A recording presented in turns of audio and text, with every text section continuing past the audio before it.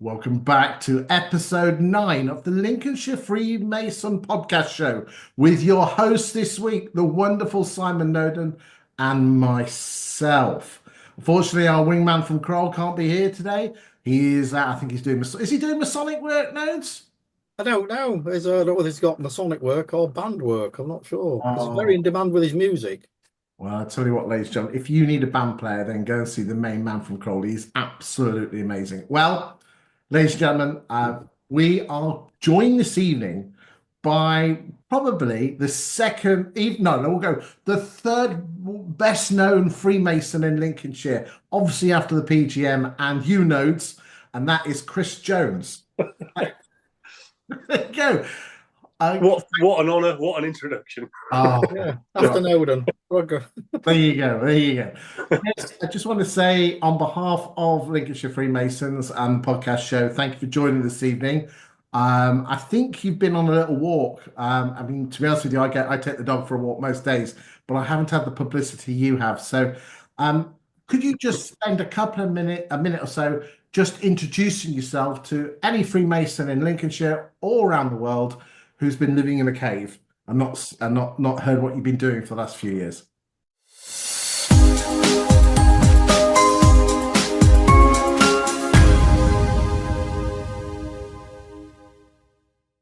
Well, thank you for that lovely introduction. Firstly, yeah, certainly I've just been wandering around. Really, people have been saying it's the biggest pub crawl they've ever witnessed and been had the mispleasure of watching.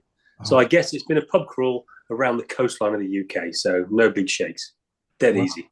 well, to be honest with you, Simon, we do like a good beer, as does Pete, our co-presenter. So again, you already started off. So, um, for anyone that has been living in a cave, you decided to walk around the coastline of the UK. What inspired you to walk that 7,000-mile walk around the UK's coastline? To be honest with you, it was probably a moment of madness and equally a moment of desperation. I was in a bad place. I was slipping back into a bad place that I'd been into previously with my mental health. And quite by accident, the miraculous thing about social media, and you get to sit and just numb out. One of those things with social media where you can just take yourself away from the world, can't you, and just watch nonsense. And that's what I was doing. I was watching an American guy walking around the world. And he was walking around with one of these little three-wheeled contraption things with a dog walking by him. And I was just studying this guy, and I thought, wow, can you imagine doing that? Just walking and waking up in a tent. And I watched him for a couple of weeks, and it was leading into Christmas of 2022. And I just happened to mention to the wife one day over dinner, I think I'm going to walk around the world. It never went down very well. You can imagine. So I kind of backtracked. I thought, yeah, stupid thing to say, but I was genuinely interested in the whole concept. So I just went back to doing normal life, and actually I noticed another guy doing something similar. He was an ex-squaddy, an ex-paratrooper. He was walking around the coast of the UK. Um, Equally as big he was 6 years into this process, and I figured I can't do 6 years of this, so I just kind of worked on it a little bit. And then went back to the wife and just said, you know what, I figure maybe walking around the UK might be a nice idea. And it wasn't anything other than just escaping, if I'm completely honest. I'm not a big walker. I'm What, really what, not into walking. what were you escaping from? My head, my mind, my mental health. I sorted out a huge problem I had with my mental health after I sold my business at the end of 2019. And I sold the business because it was all getting too much. I now understand that to be burnout. I was burnt out. I was just completely wrecked from 20 years of a very, very heavily impacting business on me physically, my mind, on the wife. We were in the business together. I didn't understand that to be burnout at the time. So we decided to sell it. We sold it, and then COVID hit. All bad timing. Nobody could have planned the timing. We sold our house as well. We bought a motorhome, a bigger motorhome than we had, and we decided to live in it for a while we would travel, just to get rid of the whole experience of 20 years of business. And what happened, COVID hit, as you probably remember, in 2020. Everybody got locked down. We didn't even have a house to live in. We lived in the motorhome, and we were on a site in Woodall Spa where we live, about a mile from where our house was, and we were stuck in a field, basically. It was all bad timing. So my mental health went very, very, very bad over a period of probably 8 months. where I just went from full on to nothing, and I didn't have anybody to talk to. I'd lost my identity. It was just a real old mess. So it was that process of then seeing these guys do. No, actually, that's a lie. That process, then I needed to get help. So I got help, and it was the MCF that helped me at that point at the end of 2020. And I kind of recovered from it, the whole thing, because of the mental health guidance and counselling that I had from the MCF. And it was all good. I was back on the rails, and I was trying to get involved in another business. And I did that a couple of times. I went back to working for various different things for myself, but creating new things. But nothing really floated me like my original business did, working with these kids. And I kind of was slipping again at the end of 2022, which is when I saw these two guys doing the walking. And I just thought, you know what? The reset I thought I had by selling the business clearly wasn't it. And I needed to do something else because I was going back into that bad place. So I just figured I need to do something. And, you know, when it's difficult to explain to people that aren't in a place in their head like that. But I don't know, it was almost like a, dare I say it, shit or bust. You've got no options. You know, you're slipping back down that hole. And the hole, don't forget, when in 2020 was just looking at a rope. You know, I was just in such a dark, horrible place where I just couldn't find a way back from that. I couldn't see anything. And if you're going back to that place, I don't know, I was just kind of in this position.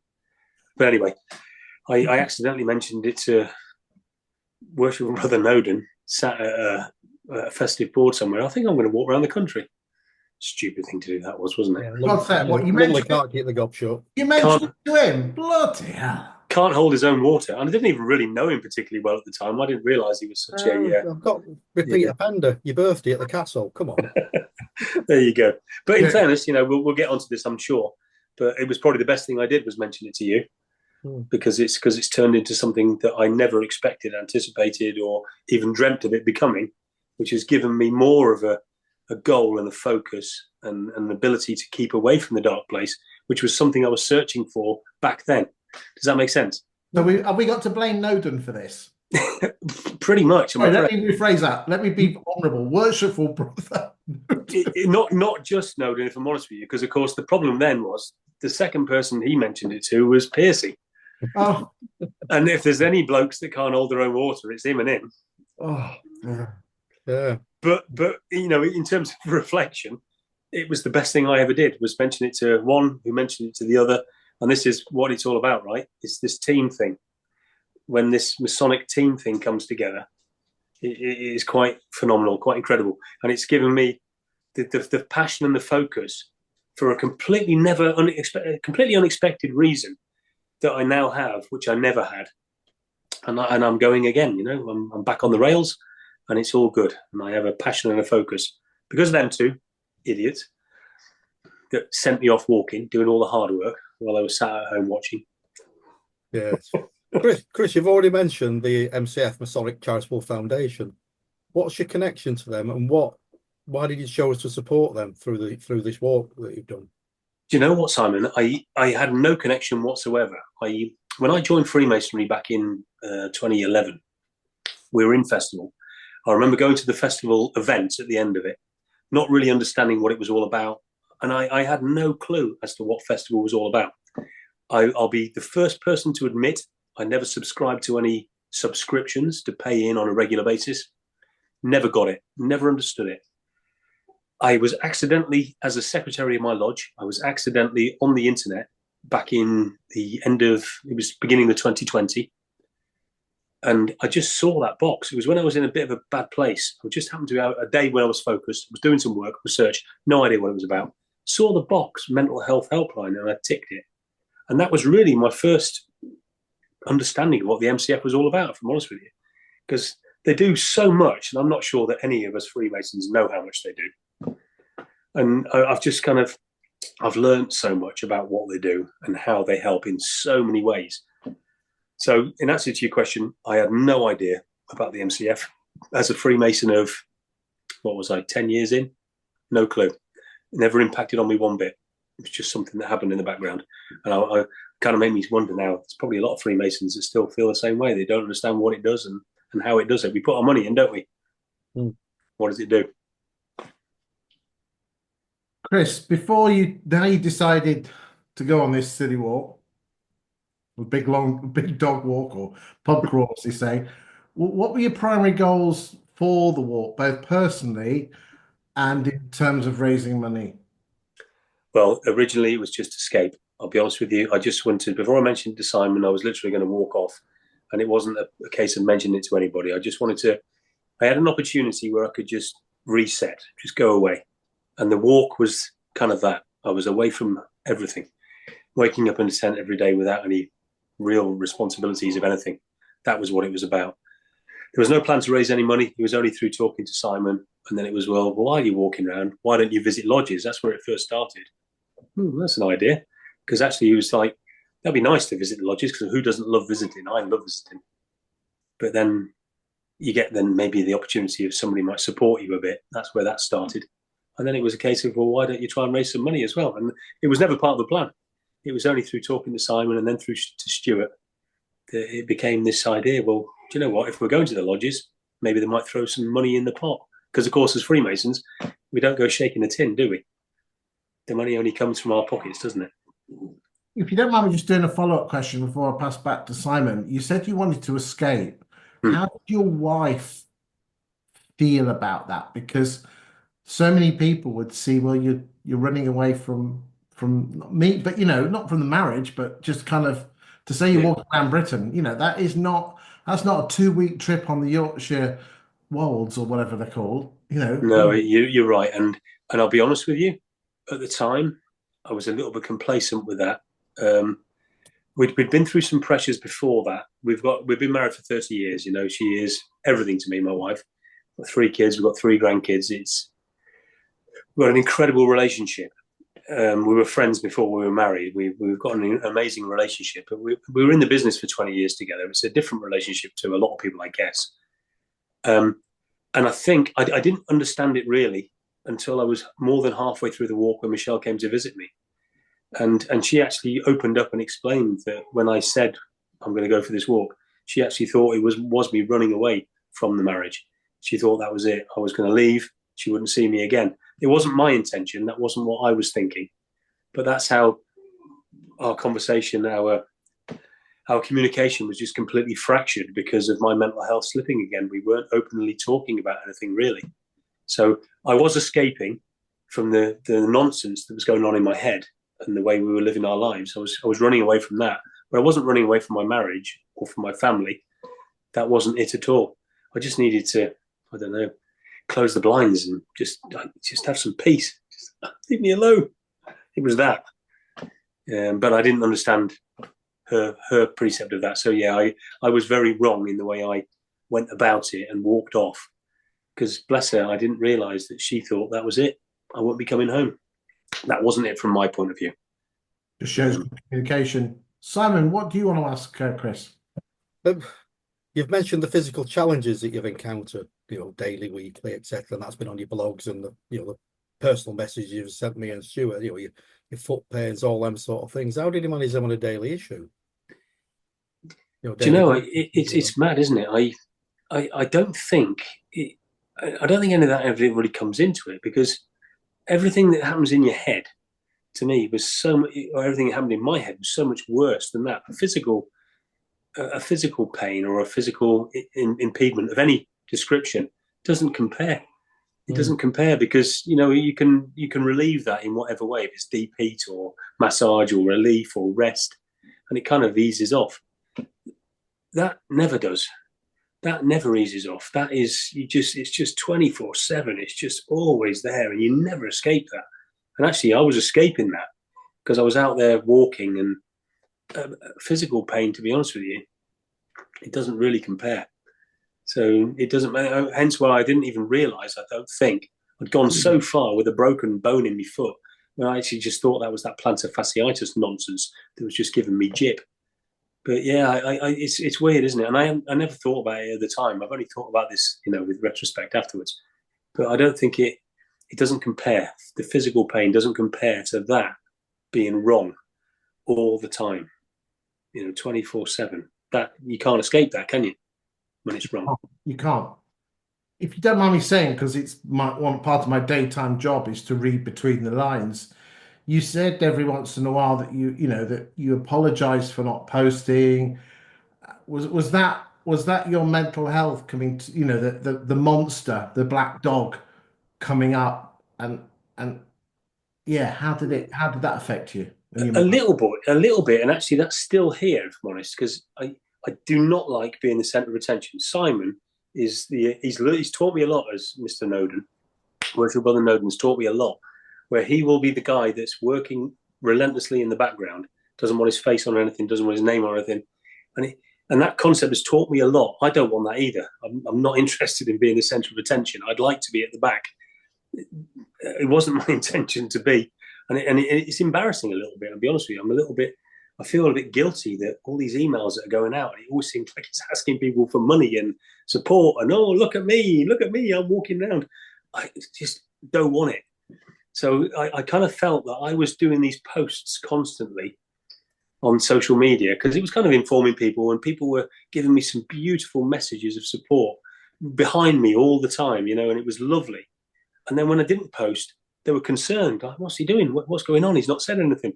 And so I kind of was having to post to let people know what was going on and what was happening, because they were so diligently following what I was doing. Because they were buying into your story. In fact, yeah, indeed. Yeah. And I felt Yeah. really bad about that, because I didn't want it to be like, it was just like, oh, look at me. But I still struggle with it. I still struggle with that. okay.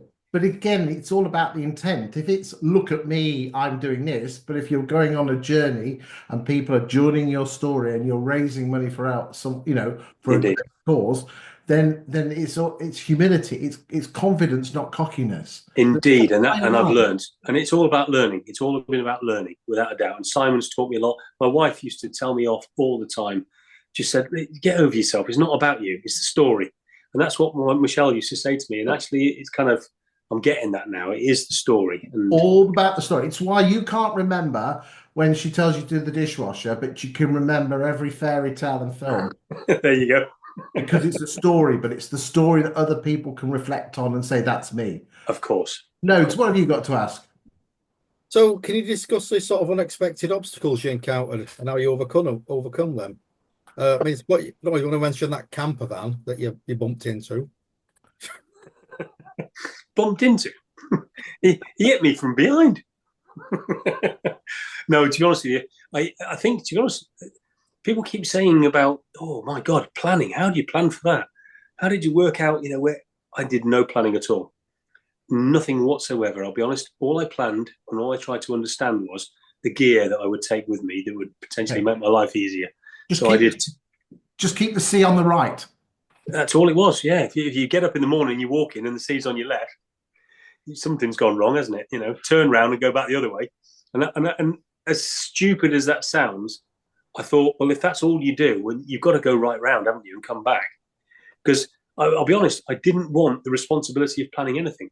People keep saying, why would you do it on your own? Why don't you go with somebody? I didn't want the responsibility of somebody else with me. And if you're absolutely on your chin strap and all you want to do is curl up in a ball and go to sleep, and you've got nobody else to worry about, that's actually a really liberating thing in your own mind. It becomes really tedious, don't get me wrong, but actually for what it is. So I didn't plan anything, Simon. I had no plans for anything at all. Whatever came. I didn't try to get anywhere on a given day. And when I did, because somebody said they were going to meet me, it put massive pressure on. And very quickly, I avoided that. After a couple of months, I realized I'm going to get there when I'm going to get there. And it was a really difficult thing for me to say to people, I'm sorry, I'm going to get to wherever it is, whenever I get there. And I'm a bit guilty that I miss people. People have messaged me, when you get to such and such a place, let me know, I want to see you. I can't remember all that stuff. And, and I have missed people, and I felt really guilty about that all the way around. But it is what it is. I couldn't do the planning. I had to try and be a bit selfish, which is probably what was the whole intent of it all, which will come out in the book. We're not selfish at all, most of us. We're all too busy looking after everybody else. So I needed to make this work for me. So I stopped doing it. So no plans, mate. No plans. Well, like they say on the aircraft, you must always put your own oxygen mask on first before you help others. Don't they ever? Right, and okay then. So, what question that's always been winging around my head is is the weather. The British weather is not brilliant. What strategies did you have to cope with them? And in particular, how the hell did you get a dark suit with a white shirt and a black tie in your baggage? Well, we'll go to the weather. You can't do anything, can you? What can we do living in the UK ever that the weather doesn't impact on? If you plan a barbecue 2 weeks on Saturday, you can guarantee it's going to be chucking now, can't you? So I didn't plan anything with the weather. All you can do is the equipment. It's the gear, right? The weather is the weather. You're only badly dressed, aren't you?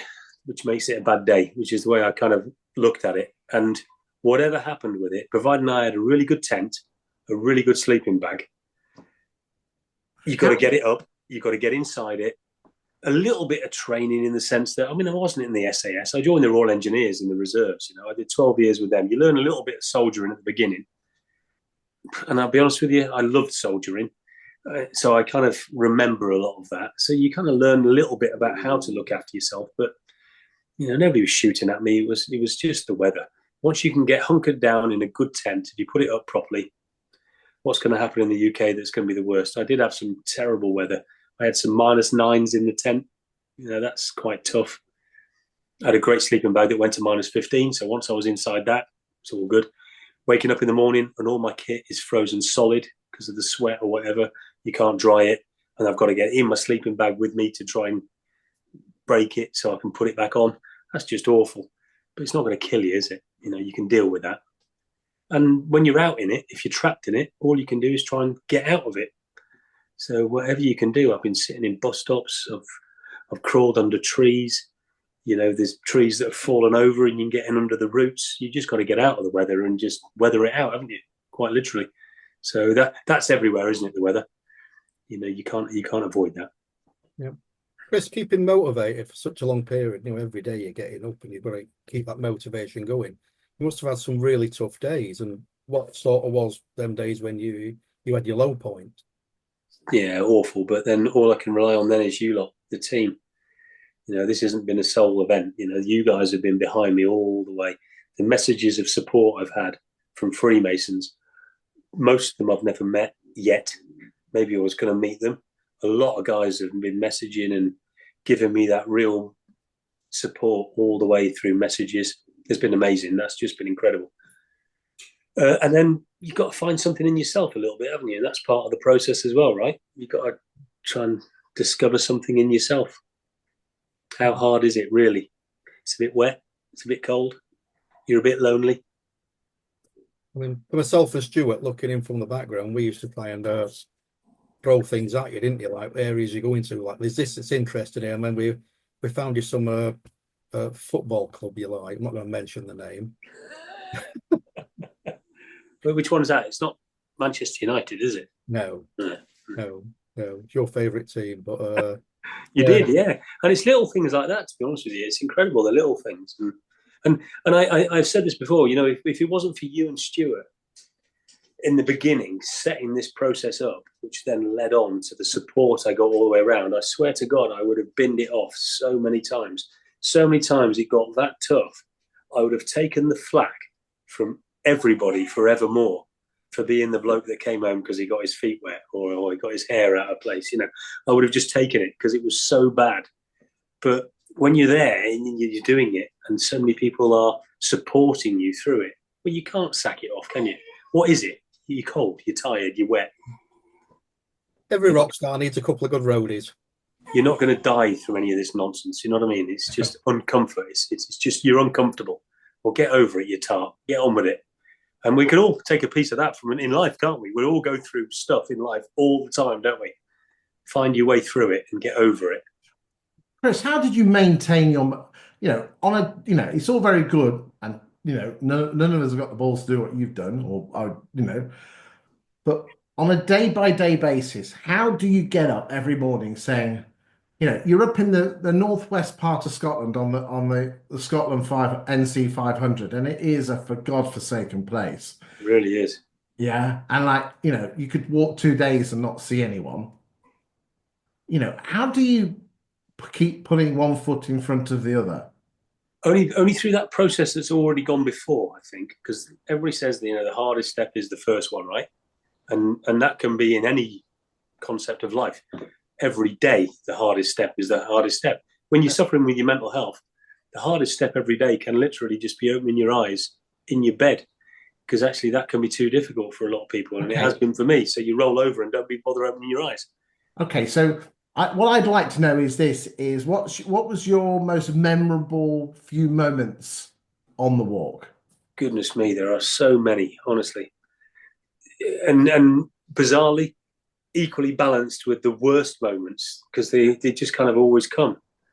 It's constant, somebody coming to visit me was like the most memorable. If I could think back to even getting as far as Whitby, where Stuart Butler, who am I talking about?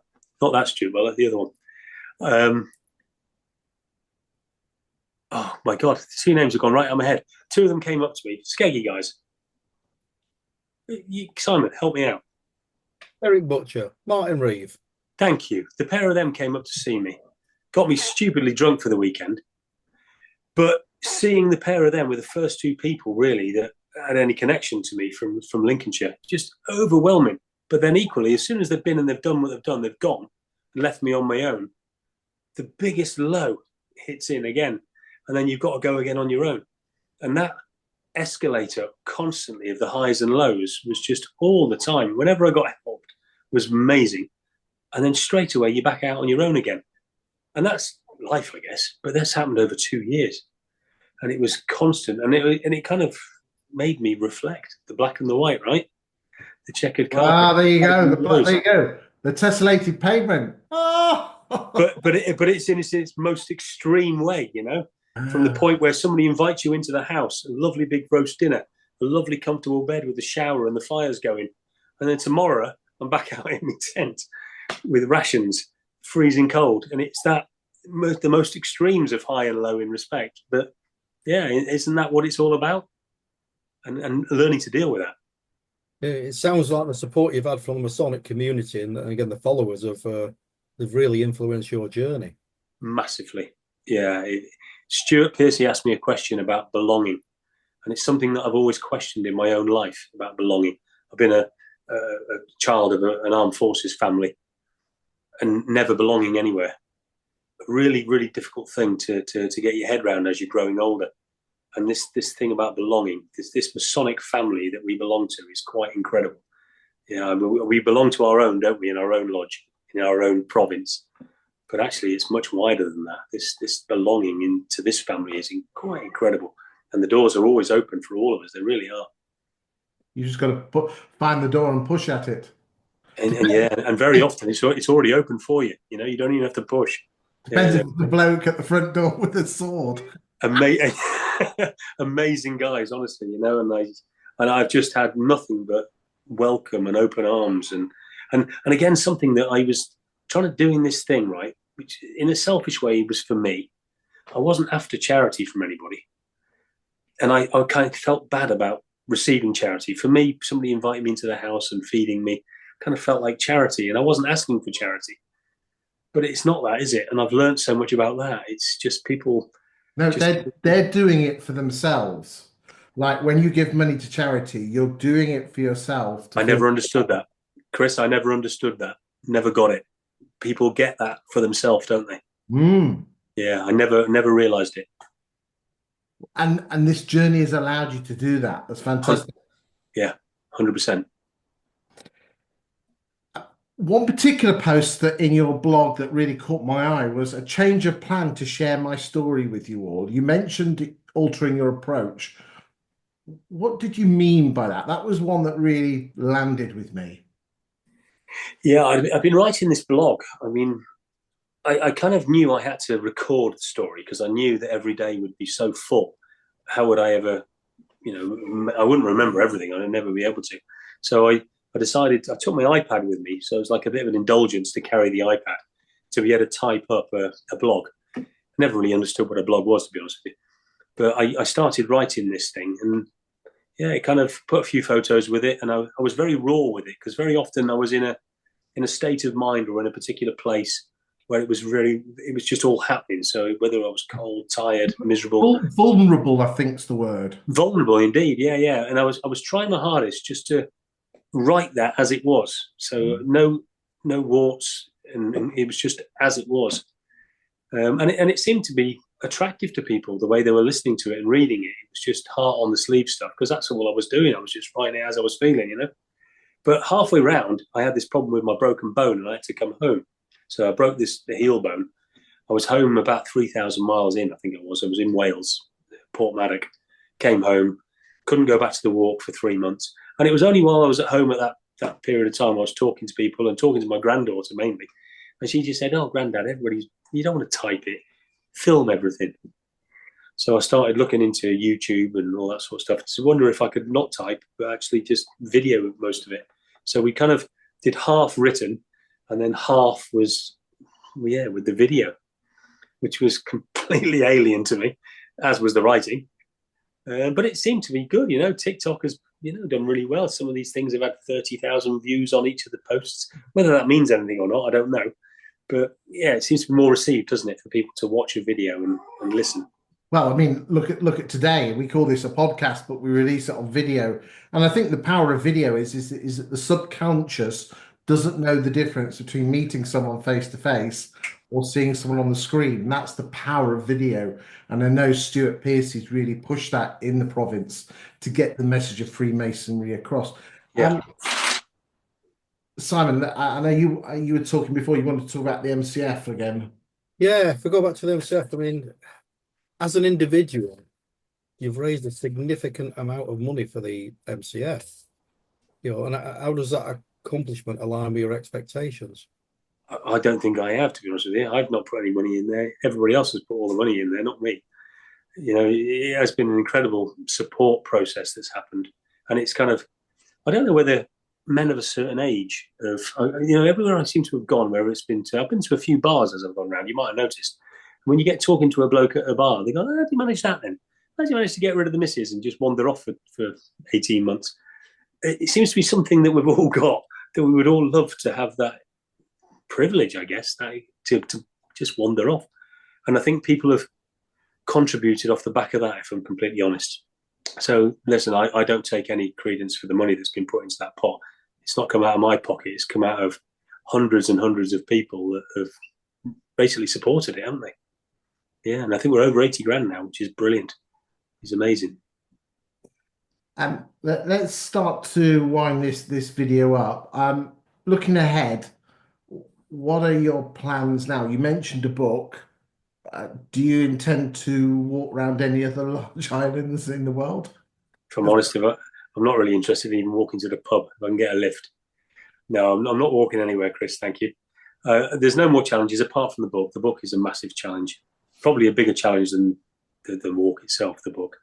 It's not something that I'm even remotely used to trying to do. It's a new skill I'm trying to learn. But I think looking back at the blogs, which you mentioned earlier on, and I can look at the photographs, and all those memories can be really raw to me again. And I'm trying to articulate that onto a page, basically. And the things I've learned, which we haven't touched on tonight, will be in the book. So there's so much I've learned about living, about the way I was living, probably the way that most of us are living, that we can just think of little things we can change the way we live to make it a nicer experience for ourselves.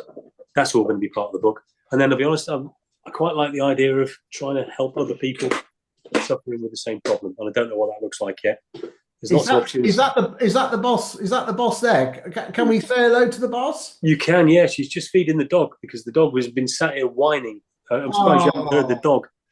Can we say hello? Can we quick hello to Mrs. J? I don't know if she feels comfortable with that. Well, really. She's very camera shy, but come and get your face in here. Hi, Michelle. Hi, all right. Just wanted to say thank you for letting us have him for a couple of years. Oh, it's my privilege. and for what you've been through. So on behalf of, and I'm sure many people say this, but on behalf of Lincolnshire Freemasons, thank you. He's a little superstar, a little pocket rocket, but we all know damn well it's like Freemasonry. We can't do it without our other half. So thank you very much. Thank you. You're very welcome. Now get back to the kitchen sink. What's the matter with you? Bless you, bless you. Right, final question back to Nodes. What do you want to ask Nodes? So somebody comes to you, Chris, you've done this walk. What advice are you going to give someone who wants to consider doing something similar? Or any big challenge? Do you know what? A challenge is always brilliant, isn't it? We go through life needing to challenge ourselves, don't we? Whether that's physical or mental, both. You can never stop anybody wanting to challenge themselves. I think that's an amazing thing, because that's how we learn, isn't it? We develop through challenging ourselves in whichever way. And as Freemasons, we challenge ourselves all the time, don't we? Yeah. It's part of what it is, isn't it? Mm. Learning your ritual. There you go, and getting deeper into it and getting the feeling and the meaning. Understanding it. That's the thing. There's learning it, and then there's understanding it. And how many times do you deliver a piece of ritual and you miss it completely until something happens and you go, "Oh my God, is that what it means?" It's all challenge, right? Yeah, that's why I'm a big fan of Lodge of Instructions, because our preceptor actually sits us down, and then instead of just learning what we're going to do next year, he breaks it down sentence by sentence and makes you go, yeah. There's a lot to be said for a good preceptor. I totally get it. And that's what I would say to Simon in that instance, of that. Never, ever stop anybody from challenging themselves in any way, physical or mental. Crack on. And I've learned so much by visiting all these lodges and listening to what you just said, Chris, listening to how others are doing stuff that we do the same, but it's not the same, is it? No. Yeah, it's just all education, isn't it? And it's fascinating to me. Never stop learning. Well, that's what it's all about. A daily advancement in Masonic knowledge, as our virtual master keeps saying. Indeed. Well, on behalf of myself and Simon, I want to say thank you very much for coming on this podcast number 9. Simon, can you believe I think we've done 4 this year? Yeah, we're nearly halfway there. I know. Wow. You're doing a great job, guys. It's not easy, is it? And I watched them all as I watched the Craftcast from London. And it's a tough gig, isn't it? It's not easy to do this. So well done to you guys for keeping on doing it. Well done to you. And remember, we've got Pete as well. Bless him. He can't be here tonight. Bless him. No, thank you for doing it. Anything we can do to spread the word is what it's all about. And as long as people enjoy what we do, even if it's just one person, then we've done a good job. So thank you on behalf of the province for what you've done. I know we're filming this in middle of February, so by the time it comes out, you'll have done your thing at Lincoln. So I hope everyone that went there enjoyed it. We look forward to your book. Thank you, Simon, for your excellent questions. Thank you, Chris, for answering them. Thank you. Most importantly, thank you for watching it, and we'll see you another time on the next episode of the Lincolnshire Freemason Podcast Show. Absent brethren.